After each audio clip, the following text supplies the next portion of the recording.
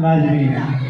मैं चाहता हूँ सांस्कृतिक कार्यक्रम और हिंदी के वरिष्ठ अध्यापक विपिन कुमार संचालन का कार्य करें। धन्यवाद।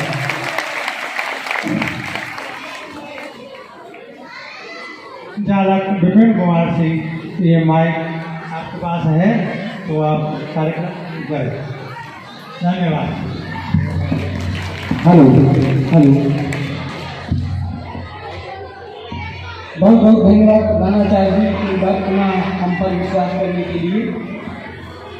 एक बार प्रांगण में उपस्थित सभी लोग मेरे साथ भारत माता का जयकारा लगाएंगे, क्योंकि इस भारत माँ को आज़ाद कराने के लिए, स्वतंत्रता की दास्ता से मुक्त कराने के लिए हमारे महान सपूतों ने अपने प्राणों की आहुति दे दी है। तो नारा जोरदार लगाइएगा पूरे जोश के साथ, भारत माता की, भारत माता की, भारत माता की।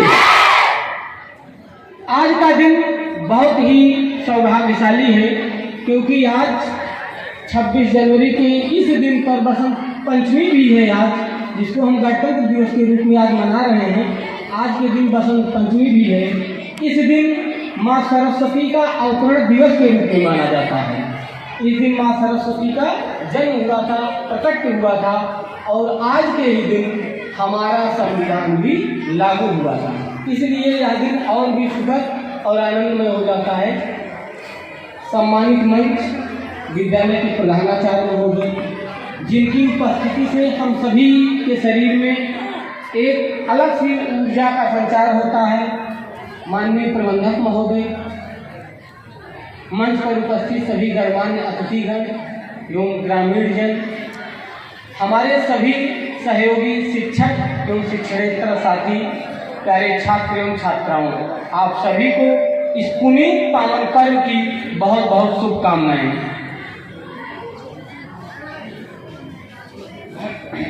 हम सभी आज 74वां गणतंत्र दिवस मना रहे हैं। यह दिन हम सभी के लिए बहुत ही खास और पावन है, क्योंकि प्रत्येक वर्ष हम इस दिन अपने महान विभूतियों को, जो हमारे लिए अपने प्राणों को आहुत किए, उनको नमन करते हैं, उनको याद करते हैं। मैं 4 पंक्तियों के बाद कार्यक्रम की शुरुआत करता हूं, क्योंकि वैसे ही बहुत समय हो चुका है और मौसम भी बहुत खराब है। जिसको ना निज गौरव तथा न निज देश का अभिमान है, वह नर नहीं नर पशु निरा, वह मृतक के समान है। क्योंकि हम प्रांगण में बैठे हैं और सम्मुख हमारे वीणा वादनी वरदायिनी माँ सरस्वती की मूर्ति है, तो मैं उनके भी श्री चरणों में नमन करता हूँ, और जिनके दृढ़ संकल्पों से इस शिक्षण भवन का निर्माण हुआ, से श्री तुलाराम के भी श्री चरणों में नमन करता हूँ। कार्यक्रम की शुरुआत करने से पूर्व माँ सरस्वती की वंदना के लिए मैं अपने विद्यालय की 2 छात्राओं को बुलाना चाहता हूँ। वो आए और अपनी प्रस्तुति से माँ सरस्वती की वंदना करें। दिव्या और पायल।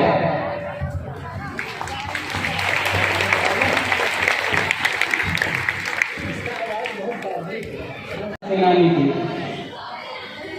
30 दिसंबर 1943 को सुभाष चंद्र बोस ने अपनी आज़ाद हिंद फौज के द्वारा और जर्मनी के सहयोग से अंडमान निकोबार द्वीप समूह को अंग्रेजों से मुक्त करा लिया था, और उसका नाम रखा था स्वराज और शहीद। एक द्वीप का नाम शहीद रखा और दूसरे द्वीप का नाम उन्होंने स्वराज रखा।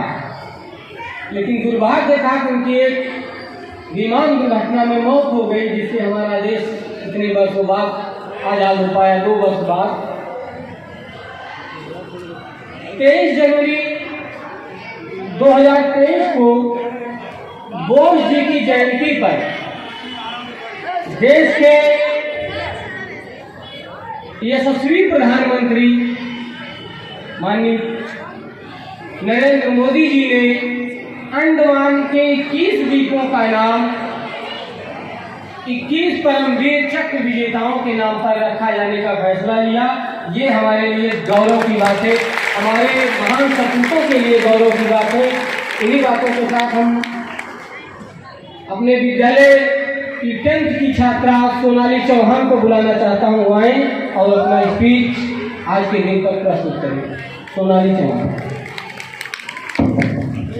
स्पीच के माध्यम से भारत के इतिहास की जो गौरवशाली इतिहास है उसको बताने का प्रयास किया और जो देश के सामने नई नई समस्याएं खड़ी हो रही हैं, जैसे बेरोजगारी, भ्रष्टाचार, जनसंख्या और तमाम प्रकार की समस्याएं हमारे देश के सामने मुख्य वाले खड़ी हुई हैं, वहीं आए दिन हमारे पड़ोसी देश हमारी सीमाओं पर हमारे लिए नई नई समस्याएं पैदा करते हैं।